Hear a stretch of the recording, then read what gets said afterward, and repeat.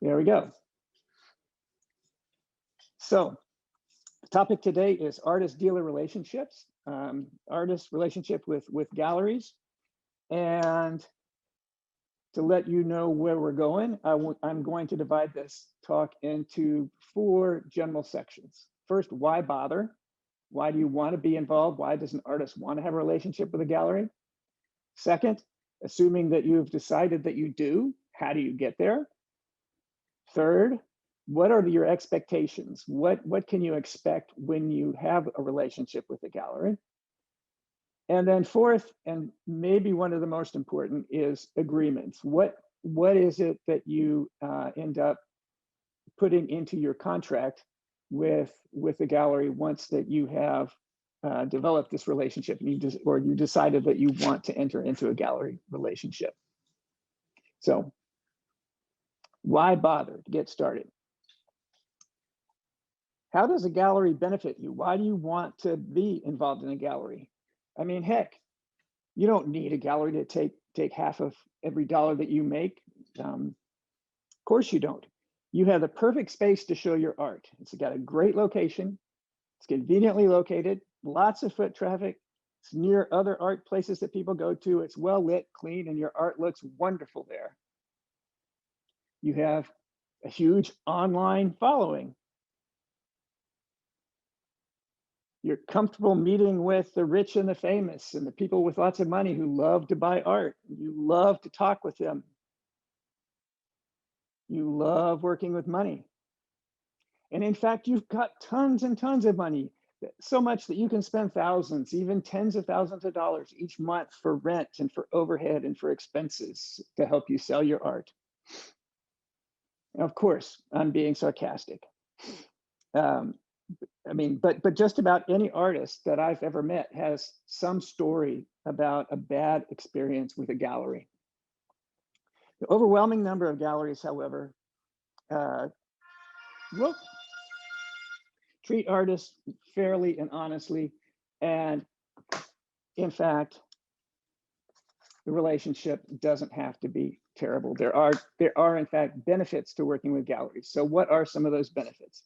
First of all, a gallery offers fantastic exhibition space, a setting that makes your art look as good and in fact as great as it possibly can.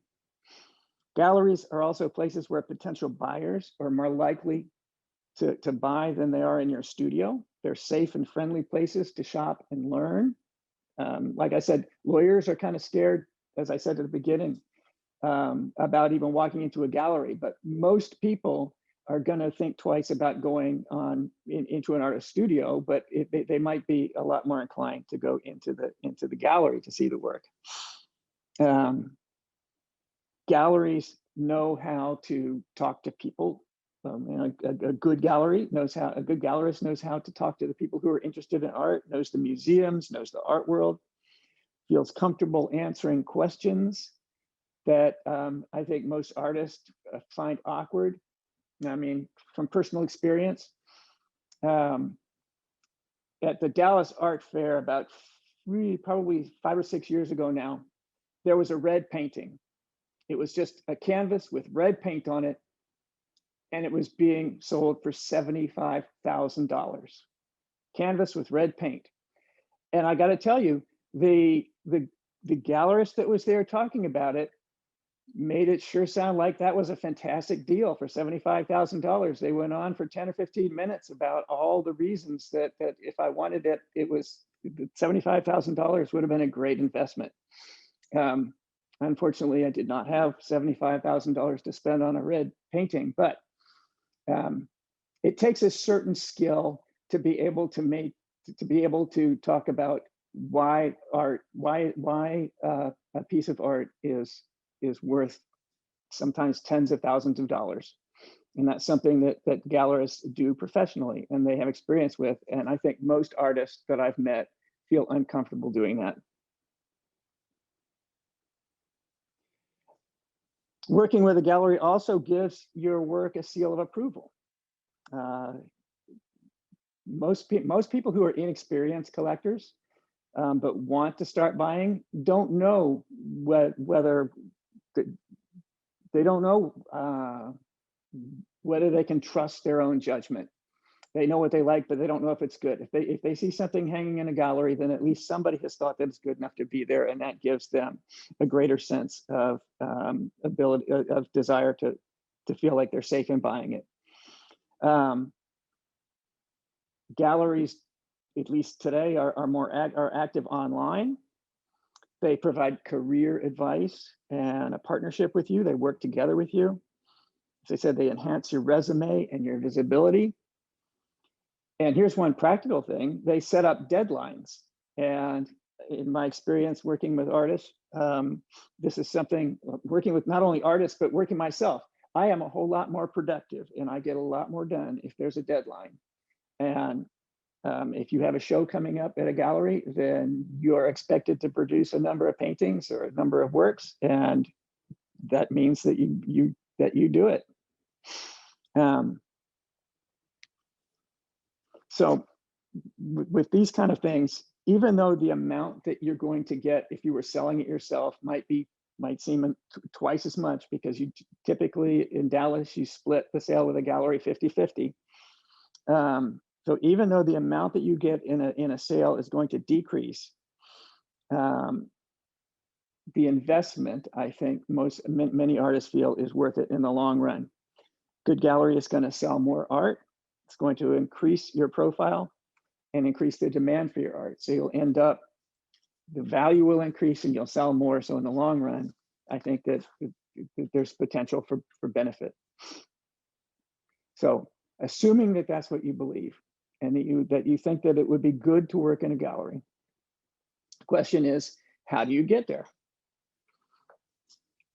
And it's not all just from studio visits. You can't just hang out in your studio and hope that a gallerist comes to see you. I mean, sometimes that happens. And in fact, when I had a gallery, I would go to the Continental Gin and I'd see somebody's work there, and that is how I met a couple of artists. But typically that's not how it works. Can't just hang out and wait. Also, I highly advise you not to do this. Don't just send out random emails. I can't tell you how many emails I got like this one. Dear sir or madam, my name is Bob Artist and would love to be able to show my work in your space. Please have a look at my works at the link below and let me know what you think. Guess what happens to that email? It gets sent to the trash right away. You don't click on that. That's just, that's a waste of your time, and it makes somebody irritated with you. Basically, you're asking a total stranger to look at you. Go ahead. Yeah, let's start with dear sir or madam, right? You know, everyone loves when they can tell that they are simply a name on a list that you found of gallerists in your area, right? And I think that this type of email, again, is something that that all gallerists get, and just like Michael said, not an engaging, enticing offer. I mean, even I guess this is sort of on point. One of the things I get as a lawyer is, Dear James. I mean, my name is James Michael Heinlein. And so people that are putting together these mass email lists will send me, hoping to get me to buy whatever legal product they're selling, addressed to Dear James. And that's a clear sign to me that they have no idea who I am. And so I just trash those right away without even thinking about it. It's the same idea. So if you just can't wait and hope that they can't wait around hoping that somebody finds you, and you shouldn't just be sending these emails about how do you do it? Well, two things to start with. You have to know the gallery, and the gallery has to know you. So first you get to know the gallery, and then introduce yourself to the gallery. And these actually are kind of time consuming, and it involves a certain amount of work. But I think that if you want to get involved with the gallery, the work, again, is going to be worth it. So first, how do you get to know the gallery? You need to know what kind of work it sells. I mean, this might seem kind of obvious, but again, speaking from experience as a gallerist, these kind of people didn't always do this. So if you are presently working in surreal lithographs, for instance, you don't want to send a packet of a portfolio of your images to a gallery that specializes in Western horse and dog paintings. But it was shocking. I mean, my gallery did works on paper and three-dimensional art, and it was contemporary. It was working artists, and surprising how many people would send me images of their oil paintings or things that were totally unrelated. That's just not going to work. So you have to know what kind of work it sells. Also, getting to know the gallery means what is the pricing, concept of pricing at that gallery. If your work normally sells, for instance, for between $500 and $1,000, it's not going to do you much good to try to get a gallery that sells works between $50,000 and $1 million to be interested in you.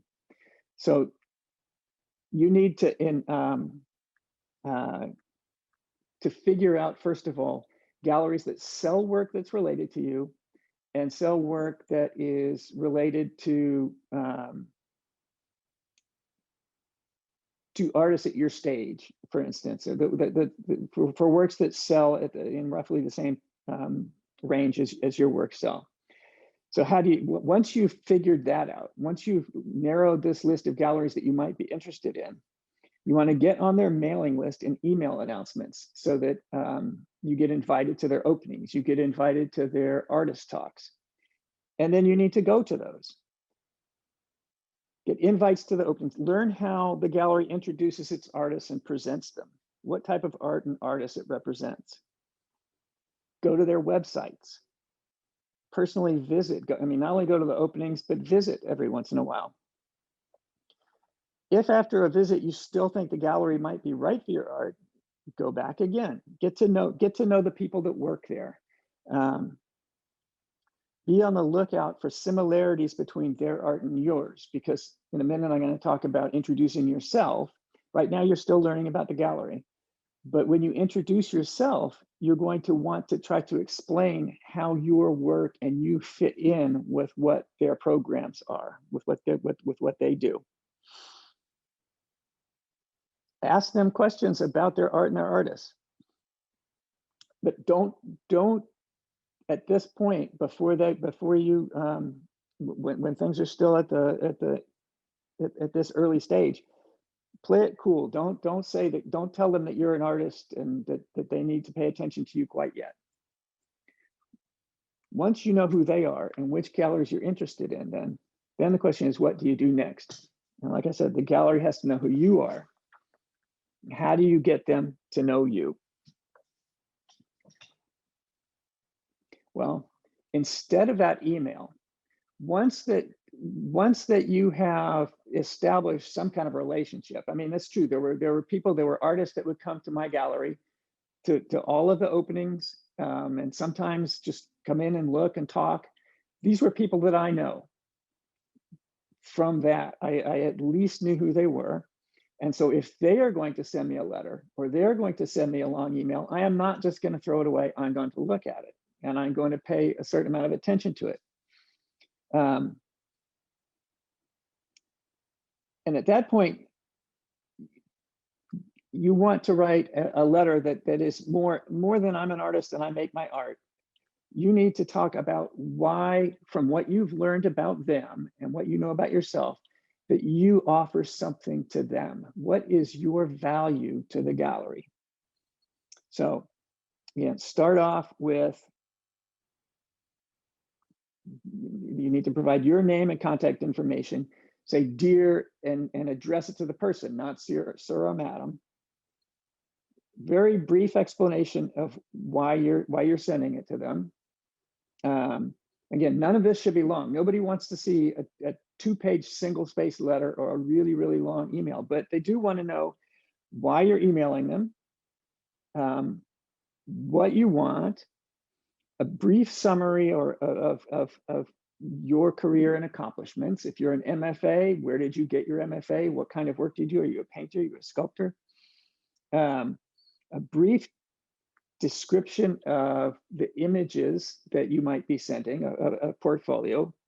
an explanation of where you think you're going with your work and who you are as an artist, and then a link to your web page, perhaps. Again, concise and to the point. And then don't expect a response. I mean, it'd be great if you do, but don't expect a response. And if you don't get one, you might, especially if you emailed it, you might follow up with a short email saying, just following up to make sure you got this, or asking what you think. I mean, Tom, what do you think about following up if you don't get a response? I think you should definitely follow up if you don't get a response at least once. And this actually just happened as we were here. I will pull back the curtain a touch and say that I am currently getting 300 emails a day that require a response. And I am not doing a very good job at responding within any reasonable period of time. And I had someone just send me an email and just say, hey, just a quick follow-up. Wanted to see if you had a chance to take a look at this. And it's now popped up to the top of my my to-do list for this afternoon. Now, beyond that, no. If you've given them a couple of opportunities and they have not expressed interest, that could be that they haven't had an opportunity, or it could be they don't have any interest to express, and that's okay. And so I am a fan of focused and direct follow-ups that are not antagonistic.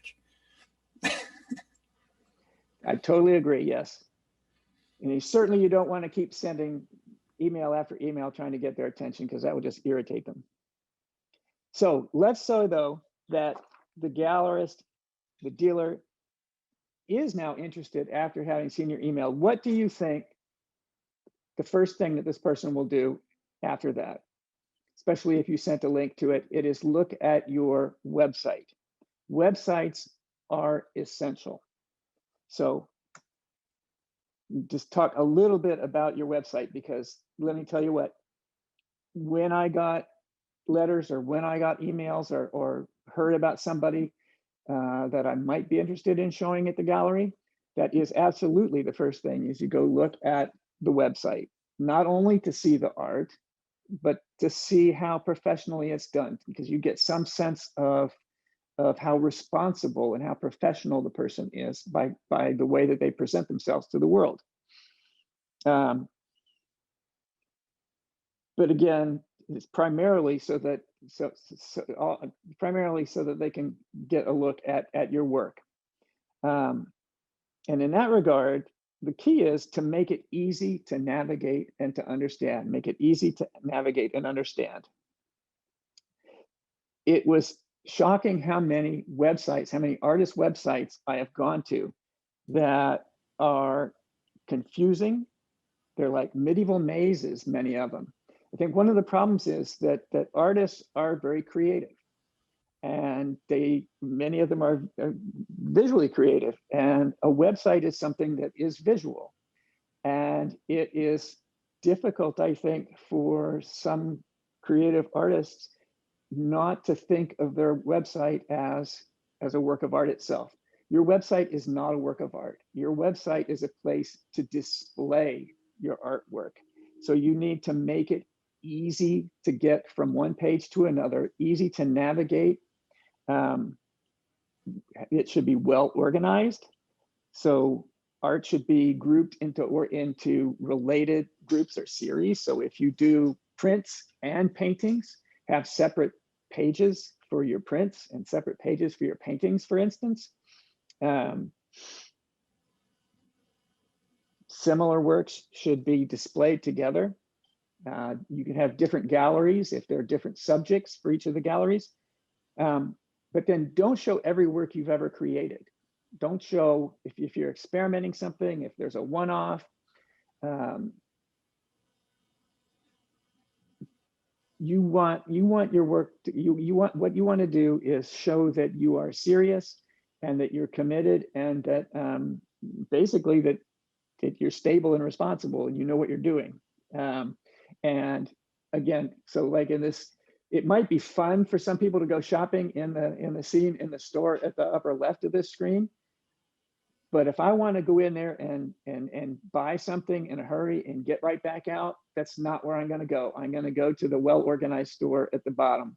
And the gallerist who is doing 50 other things in that hour is not going to want to spend a whole lot of time and waste a whole lot of energy searching through your website to find out whether there's one or two good images that'll make it worth his or her effort to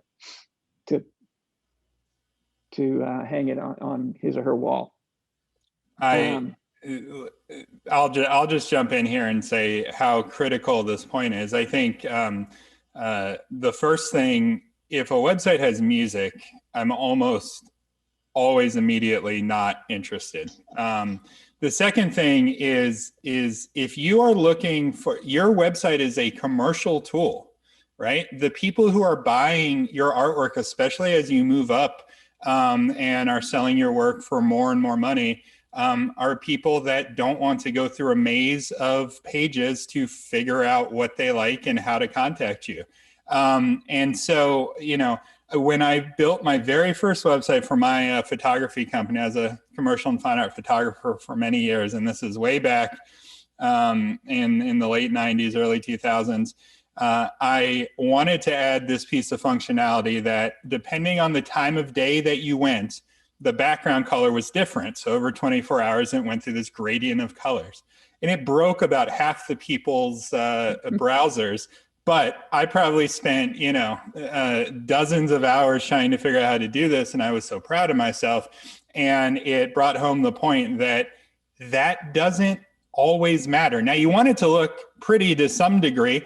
And luckily, there's a lot of really good templates and things out there that are going to make that happen for you. But you need to have foremost in your mind the user interface and the user experience more so than your artistic vision when you're trying to display your works to get a gallery interested or to get buyers interested.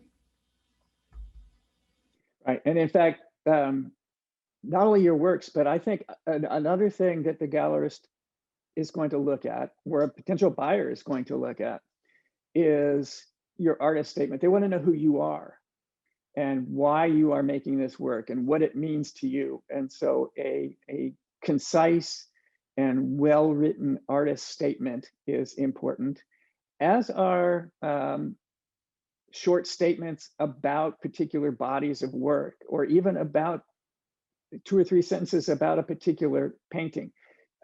It shows that you have been thoughtful about this and you're thoughtful about what you're doing. And that is absolutely something that a gallerist wants.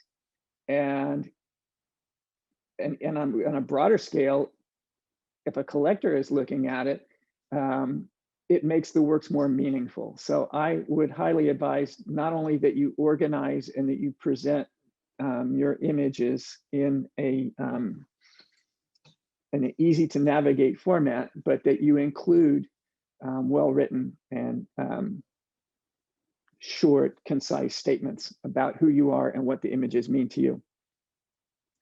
I guess one other thing briefly is that, like I said, and Tom said, a website is an essential commercial tool. I think most people also have Facebook sites, and to the extent that you have a Facebook site, I think that Facebook or Instagram, I would distinguish between your personal Facebook and your personal Instagram and your professional Facebook and professional Instagram, because the buyers and the gallerists don't want to know where you went on vacation. They want to see your work and they want to know about your work. And so what I guess my advice there would be to keep, again, restate it, keep your personal and your professional social media separate. Okay, so now assume that they were interested in you based on this letter and that they liked your website. What happens next? This has to do with expectations. Assume you got their interest and you get an invitation to go and meet with them about a potential relationship. You have to go into that meeting knowing your expectations. What is it that you want to get from the gallery experience? And you want to learn what they're going to expect from you. For instance, you probably want them to show your work, to sell your work and to pay you, to promote your work, raise your recognition.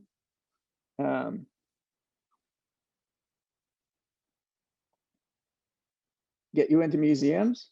So those are some of the obvious things, but also I think that it can be your expectation, and you should expect that the gallery is going to work as your agent, as a partner with you and to help you manage your work and your business, to give you emotional support and advice. Again, it's a reasonable expectation when you go in that this will be a partnership relationship. And there are also practical expectations that you should have. You should be able to have access to the gallery's records that relate to you, sales information, collector contact information. So if you might expect that when your work sells, you'll know who bought it. These are all legitimate expectations that you might have going into this. What does the gallery expect? Generally, a gallery expects that you're going to be serious about your work. You have some knowledge about how galleries work, and understanding that at first you're probably not going to sell every work that's in your first show. You might not sell any, but understand that this is something that takes there's a process that develops over time. And the gallery is expecting that they're going to have a trusting, again, like I said, you expect a partnership. The gallery, I think, will expect that they work in a partnership with you, that you work together. More specifically, the gallery is going to expect that you create new body of works for the shows that you do in a timely fashion, and that you meet your deadlines. That you communicate, you reply to emails, return phone calls. If you're going to be on vacation or you're going to be out, let the gallerist know how to contact you or when you'll be back. Again, I said, be a partner. You're going to work with the gallery. Gallery might expect that you share your email list, that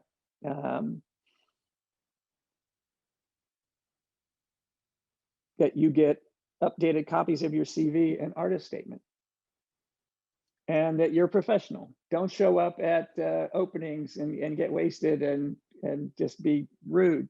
Treat the staff with respect.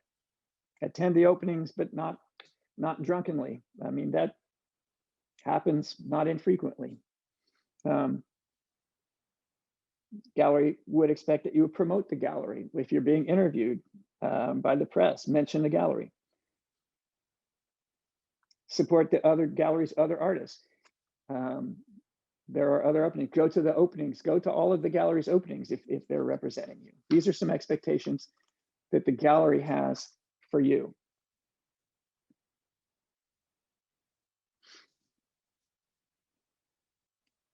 These, I said, those are some reasonable expectations. A lot of artists going into this might have what I would say are more unreasonable expectations. That the art galleries are responsible for doing everything. The artist just has to show up, give them the art, and then go home and it'll all get sold. That's not the way it works. You have to work together. Galleries have lots of money. I don't know of any gallery I'm not aware of any gallery that I've had any relationship with in Dallas that has a lot of money. Galleries make huge profits. They don't.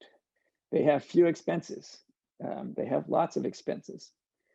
Selling art is not easy. So if you expect that it's going to be easy to sell your work, that's not the way it is. And maybe a misconception, and the final one is that a 50% commission is too much. I mean, the gallery is going to go out of business and not be able to sell your work and not accomplish what you want to accomplish and what it wants to accomplish unless it's making money, and it's making money by selling your work. So 50% commission is pretty much the standard here in Dallas. And I think most people consider that fair, and it's actually a lot less. It's a lot more equal than it is in other cities like New York, where it could be 60 or well over 60% goes to the gallery. Yeah, to that point, I would say, that 50% commission is standard, certainly at the established galleries. If you're working with newer galleries, some of the pop-up type things, the percentages can vary. We were a small photography focused gallery, and we would do a 50-50, split on when the artist and the gallery were kind of compatible. Sometimes I had one artist come in who had a far bigger following than I did at the time as a new gallery owner, and was leveraging significant marketing on his own for the show that was at my space. And so I adjusted the percentages there because there was more value coming from his showing with me than from me showing him. Now, that's not common, but you should really think of any splits and percentages as, where is this work going and who's doing what. I also had situations where I had brand new artists, and we were doing multiple events and receptions and everything else, and maybe the commissions were shifted slightly the other way. I think, though, that that 50-50 idea is what you should have in your mind, but be careful. If you start working with galleries and it starts straying too far from that, you want to protect yourself and make sure you're not being taken advantage of. Oh, absolutely. And we're going to talk at the end about your contracts, your agreements with galleries. And one of the things, I'm glad you brought this up, because one of the things that you hope is going to happen is that you are going to become more and more successful as a result of your work with the gallery, and the gallery's works on your behalf. So that in 10 years, maybe maybe your work started out at $1,000 each, now they're selling for $50,000. I mean, at that, and your openings are selling out. At that point, when you renegotiate your contract, I think it is more than fair that you would demand a higher than 50-50%. And I think that at that point, the gallery is going to be more inclined to listen to you, because it does not want you to leave and go work someplace else. And so you get more leverage. Like Tom said, the more influential and the more successful the artist is, the more leverage that artist has in negotiating the terms of the deal with the gallery. But 50-50 is pretty much what most of the galleries here in the Dallas area will start with as an opening. All right. So next question is, how do you avoid the unexpected? So you're trying to figure out what your expectations are. How do you avoid the unexpected? And this goes back to what I said. You start by, in this initial conversation you have with the gallerist, by talking about your expectations. Do not assume that the gallery knows what you want and is going to agree to provide it. And don't assume that you're correct. Don't assume that you know what the gallery wants from you. You need to talk this out. You need to negotiate this. So before you go in for this initial discussion, make a list of what you want, of what your expectations are, and a list of the questions that you have for the gallery, so that you can find out what the gallery is going to want from you. These would include things like what you want your selling price to be, so that the gallery knows what you're expecting. And then the gallery is going to come back and say, well, this might have a different idea. And so it's best to know that at the outset, if you were thought that you should be selling work for $10,000 and the gallery says it's worth $500, you need to know that at the beginning, not after you've already signed a deal. This list of things that you want to talk about would also include how much art you'd like to sell, how much, and maybe what medium. If you do painting and sculpture, if you do painting and prints, maybe you only want this gallery to work with your prints or only with your sculpture. So that's something that you need to be able to discuss. You need to know how and when. The gallery needs to know how and when you'd like to get paid, and you need to know what the gallery's policy is in terms of paying artists.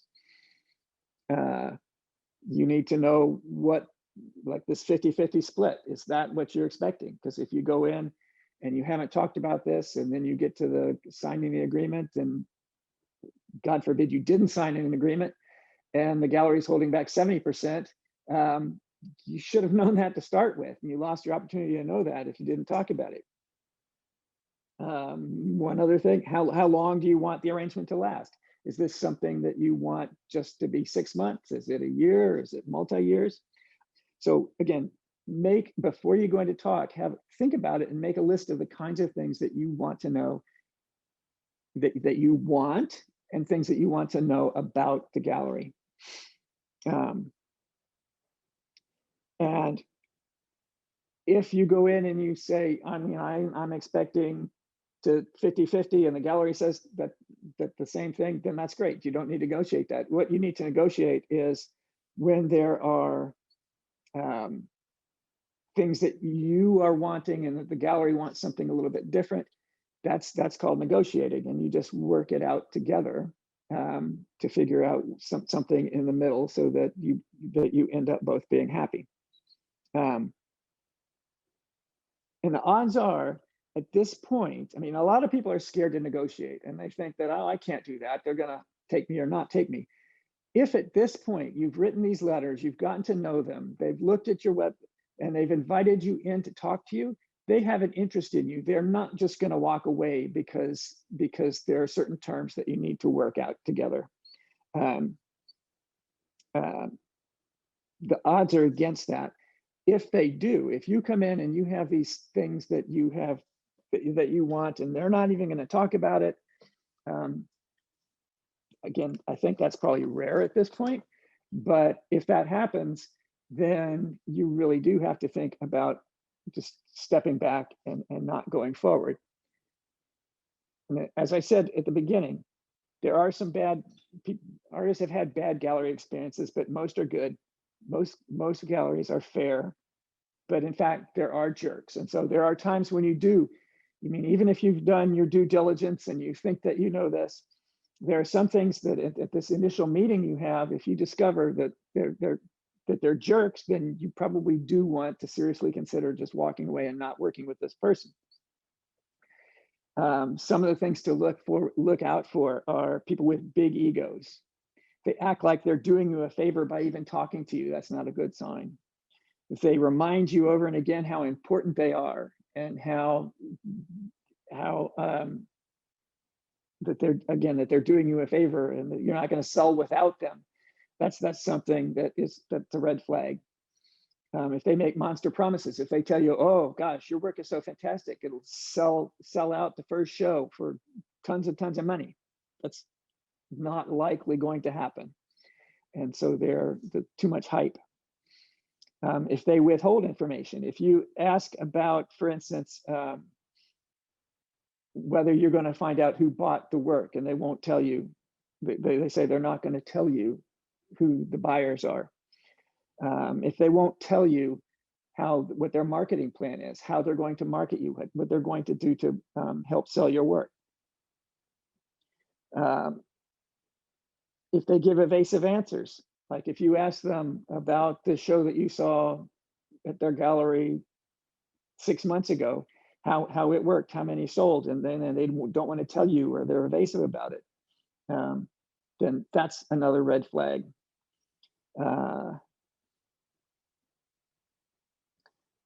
If they're only going to agree and we'll talk about this in a little bit, but if they want you to sign exclusive lifetime agreements, that's another red flag.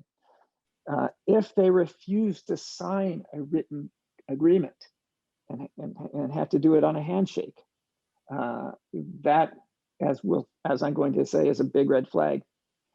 I'm going to talk about consignment sheets. That should be a part of an agreement. If they will not allow, if they don't take consignment sheets, and a consignment sheet is something that lists the work, your work that they have in their possession that they're trying to sell. If they won't record what that is, then that is,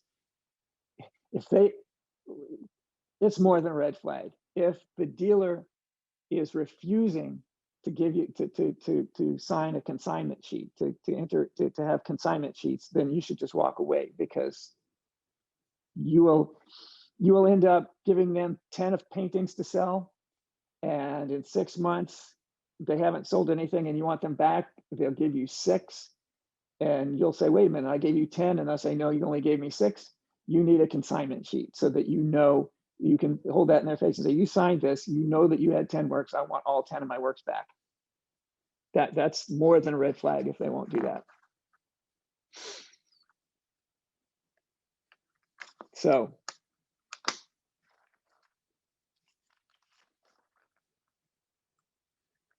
big point here. I think one of the biggest points I want to make is that you need, after you've had this negotiation, you figured out what each side wants, and you figured out that you can pretty much come to a compromise about everything. Don't just do it on a handshake. You want to get this in writing. So you've gone through the trouble of learning all this stuff and talking about it, just write it down.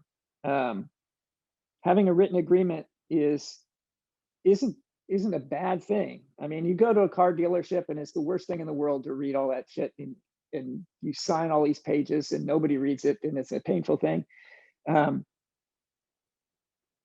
It doesn't have to be painful.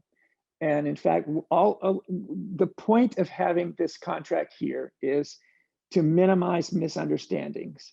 People have bad memories. It relieves you in the gallery from having to remember every detail of what you just talked about, so that in a year's time, you think that you agreed to 50-50 and the gallery says, no, we absolutely talked about this, but we compromised at 60-40. If you've got it written down, that's not even going to be something to debate, because you both signed it and it said 50-50. Plus, you can avoid all kinds of problems, the parade of horribles. One of the things that my wife says about me as being a lawyer is that it's part of this job is to think about all the what ifs, everything that can go wrong. So, I mean, at the outset, your best friends, this gallery, now everything is wonderful. You want to achieve the same thing. They want to sell your work. You want to work with them. Everything is rosy. But things can go wrong, and it not even necessarily because either of you did anything wrong. Like, what if a fire destroys the gallery? It's not either of your faults. But if there's a fire and all your works are burned, is that your loss, or does the gallery owe you for that? That's something that you could make sure that you can try to deal with in a written agreement by requiring insurance, or by saying that the gallery is responsible if there's a theft. The same thing if the gallery gets robbed. What if the gallery goes bankrupt? There's all kinds of things that could happen. Yeah, and I'll jump in with 2 quick points, and Michael, you may talk further about these. But on the insurance piece, it's not just having insurance; it's having insurance that talks about value and coverage, right? You know, I ran into a gallery contract that essentially said, we maintain insurance on everything we have, and we'll pay 50% of what, this is listed at if something were to happen. Well, you may want to be paid 100% of losing your artwork if there was a fire, right?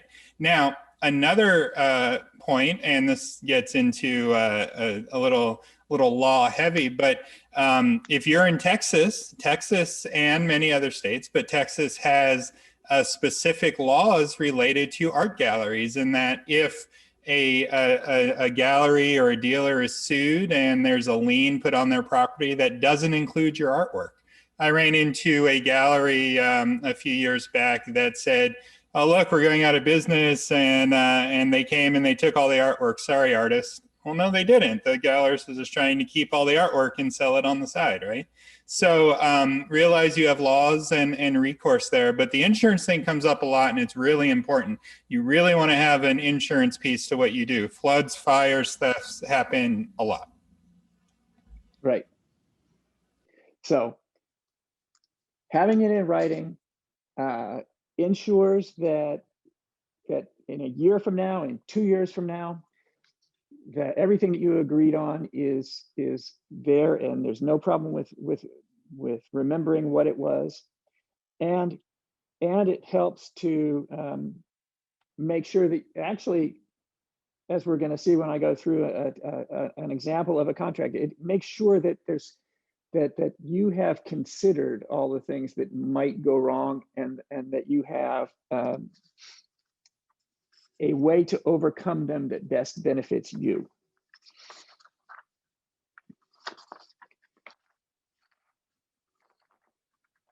So let me talk now a little bit more about more law kind of things, and talk about the kinds of agreements typically that you find between artists and galleries. There are two main types. There are actually more kinds of possible agreements, but there are two main types: a simple consignment agreement or a representation agreement.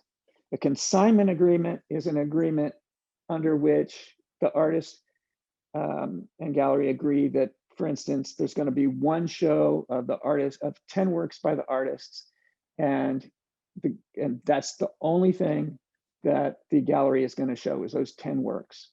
And the artist consigns those works to the gallery, and there's a show, and if they sell, wonderful. If they don't, then the artist gets the works back. The other type of agreement is a little bit more complex, and it's a representation agreement. And in a representation agreement, and we talked about this, the gallery is working as an agent for the artist on I guess in a way, a more global scale. And so it's not just limited to those 10 works. It is any works that the artist did. Well, let me go through and talk about, probably better if I go through this and show you some examples about how that works, rather than try to explain it in vaguely and generally. So here is, I'm going to go through a kind of a bare bones example of an artist gallery agreement. Starts off, well, let me just say the first thing is it doesn't have to be in legalese. This is something that I put together, and I hope that it's understandable. It doesn't have any heretofores, whereins, or there, whatever. My goal in writing a contract is to make it something that my grandmother would have understood. So start off just by identifying who are the parties, name of the artist and the name of the gallery, enter into an agreement on a particular date, and then it states what they agreed to.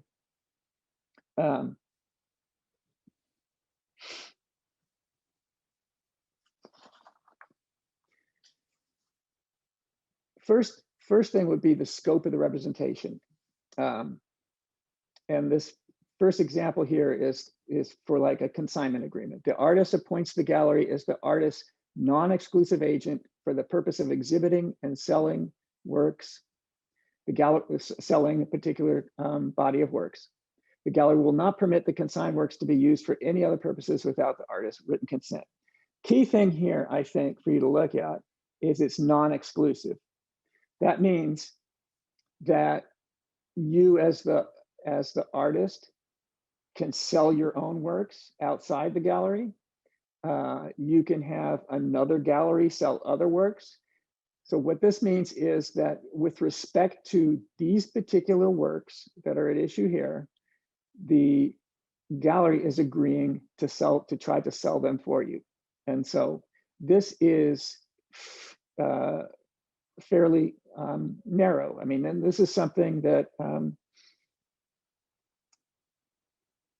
that if you're looking for a short-term relationship, just to see how things might work, or if that's what the gallery is looking to do, to see if how like a show or how working with you is, I think this is the kind of a term that you might see, is a non-exclusive agreement to sell a limited body of works, which is the consignment agreement.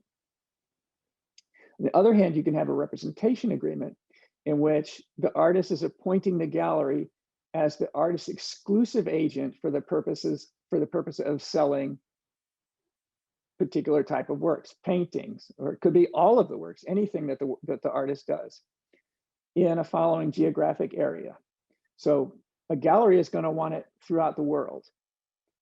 As the artist, you're going to want to have the gallery to limit the gallery's exclusive agency to a particular area. So maybe Texas, or maybe North Texas. So the more limited it is, the better, typically, especially if you're starting out, the better it is for you. And here the key is exclusive. That means that the gallery is the only agent, the only, I mean, it could even include you. The gallery is the only entity that can sell your works. That means that if you sell your work out of your studio, for example, and we'll get to the 50-50 split, but in an exclusive agency relationship, if I'm the artist and I sell my work from the studio, I still have to pay the gallery 50% of what I got, because the gallery is the exclusive agent. So that's the key difference between exclusive and non-exclusive. So here the gallery is the only one allowed to sell your work. And I think maybe more than any other provision, and Michael's going to talk about how this works with consignments, this is something that comes up. Exclusive means exclusive. It doesn't mean if they came through the gallery, right? So if someone over in Europe calls you and they saw your Instagram and they buy your work and they've never dealt with the gallery, they don't even know the gallery, they've never heard of it. If you're in an exclusive relationship, you have to pay your gallery money, right? And this is something that comes as a surprise to a few people. Right. So then there is, like I said, in the scope of the representation, we talked about for the non-exclusive, there's a particular body of works that are being sold, and those things are going to be described in what's called the consignment provision. So this says that the works that are at issue are listed on an inventory sheet, a consignment sheet. And that's, I talked a little bit about that earlier, where this is a red flag. If the gallery will not agree to this, then you should just walk away. Basically, a record of consignment, a consignment sheet is something that looks like this. You have the title of the work, the medium, and a brief description. It could include the size, it could include the subject matter, and then it would include also the retail price. So what you have agreed with the gallery that you want to sell it for. And the consignment sheet is important for at least two reasons. First of all, as I said, if you have 8 works listed and in a year the relationship is done and you want your paintings back, you want to get all 8 back. And this is your way to make sure that you get them all back. The other reason it's important is that, let's say you have that unfortunate event where the works are stolen or there's a fire. The insurance company is going to look at a consignment sheet to find out what the retail price was, and that's going to play a significant role in determining how much insurance proceeds you get after the fire.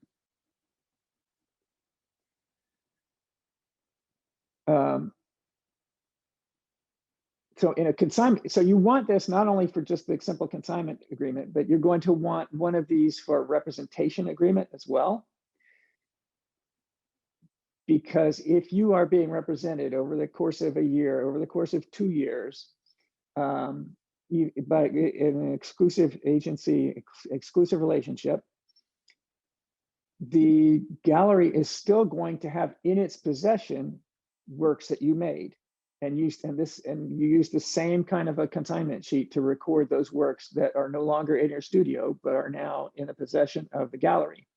And so each time that you deliver a new set of paintings, for example, you add another page to the folder with all the consignment sheets, so that ultimately the gallery might have 60 or 70 of your paintings. They're all listed here because at some point you might want to leave and you still want to get all your works back. So every time that a painting or a sculpture or a work of your art goes into the gallery and is no longer in your possession, you want it recorded on a consignment sheet like this.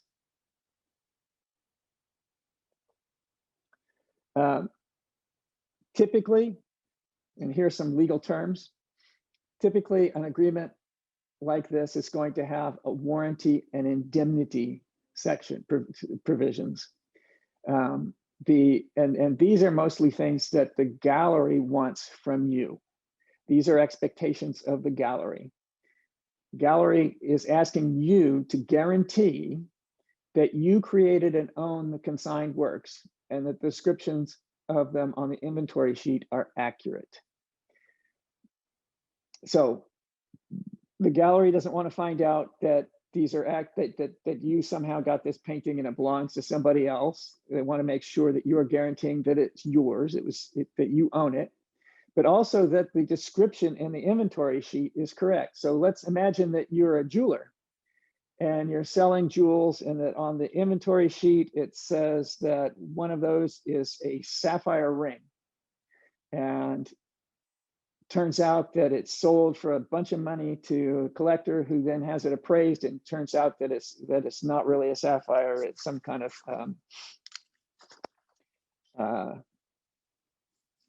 it's a synthetic stone. The customer then sues the gallery, and under this warranty and indemnity, the warranty provision, that means that you as the artist can be liable to the gallery for breaching this warranty provision because it really wasn't a sapphire and you said that it was.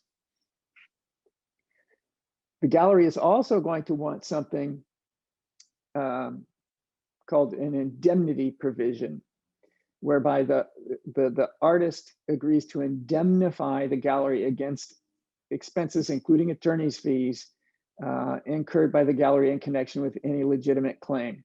So when that person comes back and sues the gallery for having sold them a fake sapphire ring, you have agreed with this indemnification provision that you are going to pay the gallery's legal expenses for that lawsuit.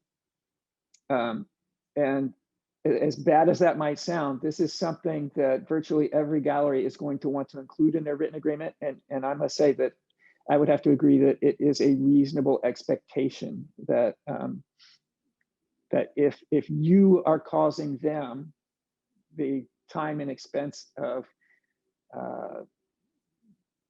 something like this, then you should be responsible for it. Another provision in a typical provision in a artist gallery agreement is promotion, where the gallery is going to use its best efforts to try to sell your work, make adequate display them.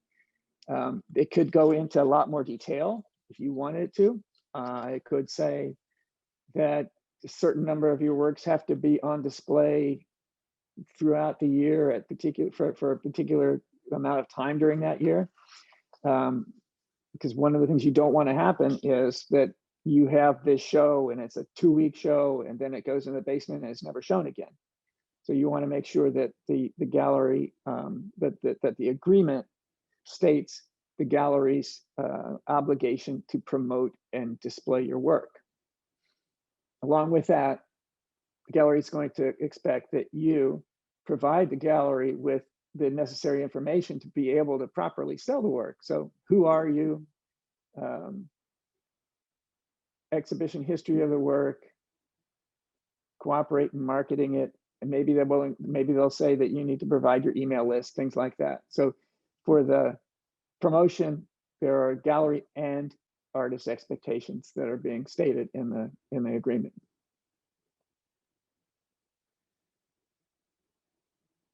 Who's going to pay for certain things? I mean, if y'all just went into this with a handshake agreement and didn't talk about all this in advance and hadn't thought about it, it costs a certain amount of money to box up the work and send it to the gallery, and then it costs money to box it up and send it back to the artist. I mean, if you have sent the work to the gallery and you demand it back, and the gallery says, well, it's going to cost $1,000 to box these things up and send it back, I'll do it as soon as you pay me the $1,000. Well, unless you have something like this right here that says the gallery is responsible for all packing and shipping charges for the delivery back to the artist, then you're going to have to fight about that, and you might not see your works again. So little details like that are important to think about. Pricing. Typically, the gallery is going to want to set the price for the works, because the gallery is going to say that they understand the art market in the particular area and for the particular medium perhaps better than the artist. But I would at least want this pricing agreement, that the agreement to set the retail prices, to be something that the gallery works with you as the artist to come up with. And then to make sure that those are stated on that the retail price that y'all agree on is stated on the inventory sheets, as we talked. And here's something that we have been talking about. First of all, that you need to state in this what the percentage is that the gallery gets and what percentages you get. And if as Tom and I both were mentioning, if it is an exclusive relationship and the gallery is entitled to work sold out of your studio, is it really entitled to the full 50%? I mean, the reason that the 50% is there is because it costs a lot for the overhead for the gallery and for the cost of putting on the shows. If you sold it out of your studio, then the gallery didn't incur that expense for that particular work. So you might be able to negotiate that yes, the gallery is entitled to some share of that, but it's less than the 50-50. So that's something to think about. Likewise, if it's done, if you get a commissioned work, if somebody learns about you and comes and asks you to, for instance, to do a commission, a portrait, then you need to say how much of the percentage of that goes to the gallery and how much of that is yours. And that the gallery might have a fairly strong argument that depending on where the commission came from, if it was the result of having seen your work in the gallery, then again, it's the question is how much of a percentage of that do you get? So that's something else that you need to consider in drafting this agreement. Sometimes you see provisions that talk about removing the art from the gallery. So a lot of times collectors come in and they say, oh, this is interesting, but I'm not sure it goes with my couch. Can I take it home and hang it on the wall to see how it looks for a week before I decide to buy it? I would recommend that that you don't prevent that as the artist, but that you would have some say as to whether that's going to happen. So some kind of a provision that allowed you the gallery would tell the collector, well, let me consult with the artist about whether that's okay. And if the two of you think it's okay with this particular person, if the gallery knows that this collector is respectable and they've bought a bunch of works in the past, then you could agree to that. If it is somebody that just walked in off the street and neither you nor the gallery has experience with them, then I don't think you want the gallery just to decide that maybe this is okay. I think that you would want to be able to have a say in denying that.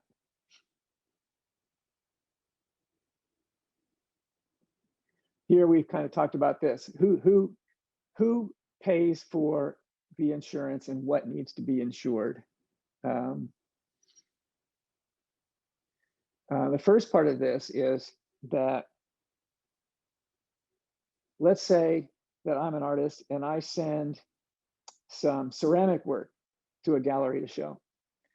And a week after they get it, they say, oh, it's all cracked.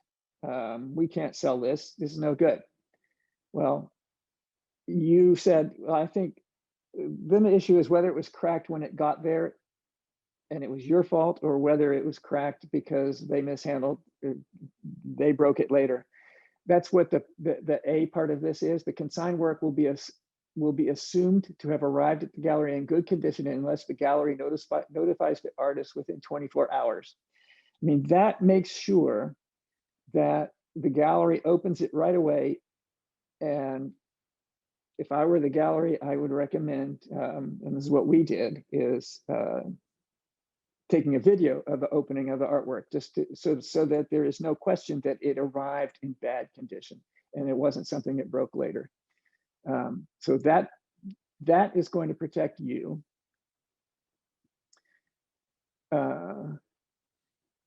And then the rest is, it's the gallery is responsible for the works, and if it's stolen, if it is lost in a fire or if something bad happens to it, flood, vandalism, that the gallery is responsible, and that the gallery will either pay for it itself or should have insurance, so that you want the gallery to have insurance that will cover it.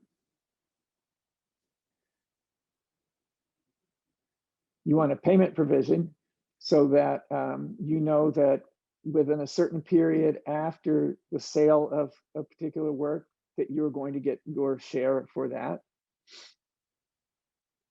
All too often artists, I mean, I hear stories about waiting a year, at the end of a year, they haven't been paid for anything. I think that you want to demand that you get paid within 30 or 60 days after a sale. You want to have access to an accounting. So you get to see, for instance, the gallery should tell you, let me put it this way, the gallery shouldn't wait for a year and then pay you some lump sum of money and say that this is your share in what we've sold.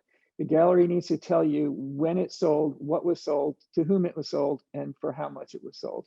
And so you need to be able to see on a periodic basis a statement of account. And here's an example of a kind of a statement of account. So at the end of 6 months, at the end of a year, depending on what you've decided, how often you get to see it, you have a sheet like this that says the title of the work that was sold, when it was sold, the buyer's name and address, the amount that it was sold for, the amount that the gallery kept, and the amount that you received. And that way you have, I mean, I think it goes without saying why you want this. I mean, you need this, you should have that. I mean, all too often though, on a handshake deal, this is something that I hear that doesn't happen. You want to make sure that you get that. Expenses. Who pays for framing, for instance? Who pays for the promotion and advertising? Who pays for the shipment? You don't want to find out that the artist, that the gallery paid to frame these works and so the gallery paid $200 to frame each work and none of it was sold. And so you get the paintings back and a bill for all the framing expenses. That's not something that you want to be faced with. So you need to work out the details of who pays for certain things like framing and what happens if they don't sell and who's responsible for that. As y'all know, if you have heard our talks on copyrights, when you sell the work, when you give it to the gallery to show it, you still own the copyright. And unless you give them permission, the ultimate buyer and the gallery does not have a legal right to make copies of your works. But you want them to make copies of your works because they need to advertise it, they need to promote it. So there's generally going to be what's effectively a license agreement within this artist dealer relationship agreement that gives the gallery a certain limited number of licenses to be able to reproduce their work for the purpose of promoting it.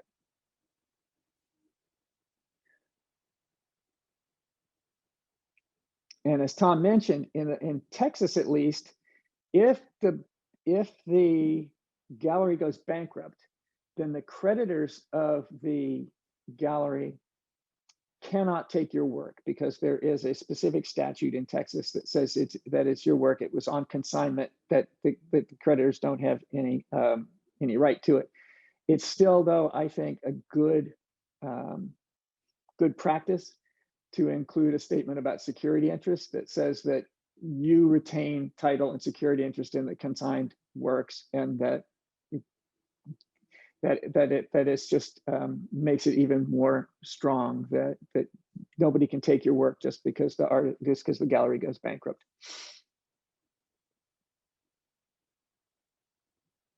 Usually a term and termination. So how long does this agreement last? Very typically, an agreement like this is set to be enforced for a year, and at the end of the year, it's like this one says, at the end of the year, it's going to continue unless either of the parties say that they don't want to continue, so that it can be an ongoing relationship, but it's a year-to-year kind of deal. But one thing that you want to include is a termination provision, so that if at some point during that year things start to go bad, you don't like how it's working out, you can terminate the agreement by giving the gallery, here an example is a 60-day written notice. And so if under this agreement in July you don't want it anymore, you send a 60-day notice, then in September, then you can get all your works back, and you can get paid anything that is due, that's outstanding and is due to you, and the agreement is over.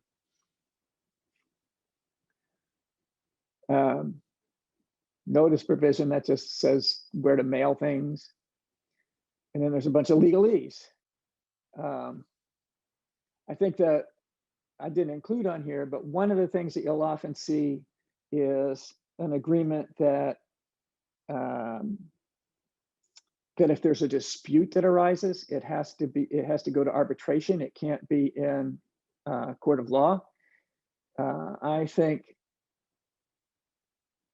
I don't like those, but that's something that you might want to consider, and maybe talk to a lawyer about if you see that, whether you want to be forced into arbitrate rather than sue somebody. And then at the bottom 1D, this agreement will be governed by the laws of the state of, and typically if it's in Texas, it's going to say Texas. But if it says, if you have any choice, then maybe pick Texas, but California has really good laws for artists. And so you might, depending on the advice of a lawyer looking at it, you might think that maybe California law is something that you might want to consider as a good thing to put. And then finally, you just have to sign it, and then you go. And that, I believe, is it. And if there are any questions, I would be happy to take them. I don't see any right now. Thanks, Michael. That was really good. Does anyone have any questions they want to add to the Q&A? I have some I can pepper in if not. Yeah, please. I had a question about, this is maybe a little bit straying off course here, but one of the things that artists seem to struggle with a lot is pricing of work. Right. And I know I've had my sort of like sad gallery experience. I had a situation where like the price of my work was drastically changed right before a sale.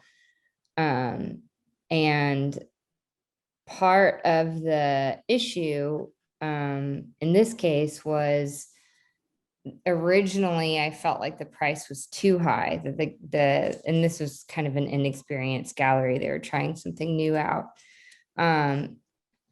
Do you have any advice to artists? Like, should they just always trust the gallerist's opinion on what the price should be, or how do you make the case for sort of standing your ground when the gallerist wants to price it lower or higher than you think the work was worth? Well, I think that I would ask them why they're doing that. Like in your case, why do you think that we're going to be able to get this much money? Where have you seen other work like this sell for that much? What other artists do you have examples of this kind of work that you have sold for this much? And if they don't, then you just say why you are concerned that this is, I mean, you state your concerns, and that in your experience, it doesn't look like that you've seen this before. And if in fact that they have thought it through and they have a good reason, they should be able to convince you. If they can't convince you, then it becomes a question of, I mean, you either trust them or you realize that even if it doesn't work, there's some other benefit here. Yeah. We have a question in the chat and in the Q&A. Eliza was asking you to talk about vanity galleries. And what she means by that is galleries that you actually pay to show your work. So like maybe you're like, it's almost like you're renting their space to show your work.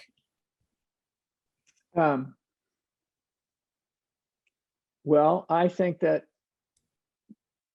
that's a legitimate thing. I think that some of the a lot of the terms that are in the agreement that I just went through would be significant there, and would still apply there. Like who's paying for the expenses? What is the gallery responsible for? What are you responsible for? I think that in that case, I would want to make sure that all that they are getting from that is that the amount that you paid, that there's not any percentage at that point. So in that case, then it's just a matter of whether you think that the amount that they're charging is fair price for what you're getting. I think that you end up probably not getting as much benefit in terms of prestige. It's more like self-publishing a book, I guess. And probably, well, it depends on which vanity, I mean, and how successful they have been, but most likely, I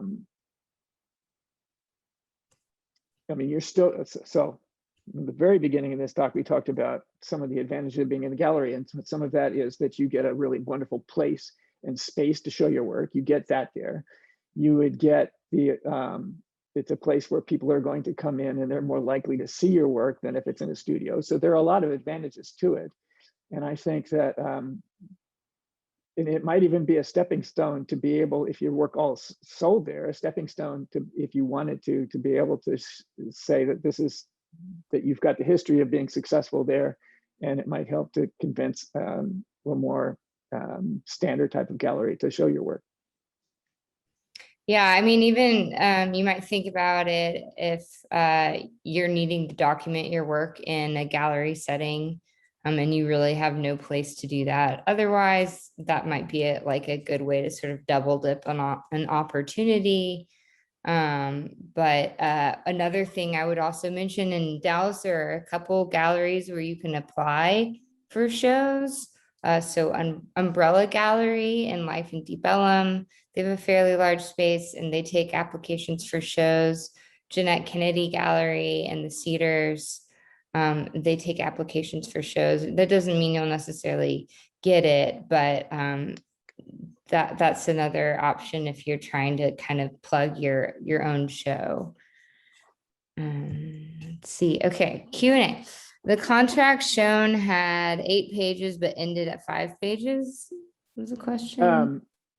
That's an easy one to answer. It's because at the end of that agreement, originally that's where I had put the inventory form, and the various forms went at the back of that. And probably when I turned it into a PDF, they got paginated differently. There also was a request earlier for whether a PDF of that agreement could be made available. I don't know how comfortable you feel with that, Michael. Do we normally put these? No, it wouldn't be online, but I could like email it to the registration group. Yeah, I mean, I don't mind putting the PowerPoint out there, but I would use it if you're going to do that. I would use it. I certainly wouldn't copy and paste and just put those things in there. I would use it to help you remember what are some of the goals, because the way I put that together, some of them might be mutually contradictory just because I'm trying to make certain points. And so I wouldn't, I would be careful with the way I used it. But to the extent that in the past, sometimes we've made the PowerPoints available someplace. I don't know if. Yeah, I think they meant specifically the agreement itself to reference. Which is in the PowerPoint, so. Yeah, okay. And I apologize if this was already discussed, but what is the standard terms covering digital reproduction of original prices? For example, a print issued years later, a book, works, etc. So it sounds like licensing, and they want to know if that's something galleries usually get a percentage of. Well, that would be something that you would negotiate.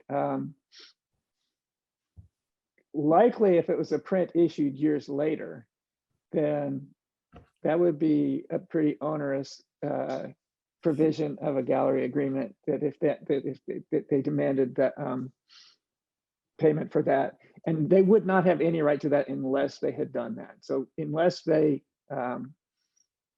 is part of your agreement that they get continuing rights in this image, then no.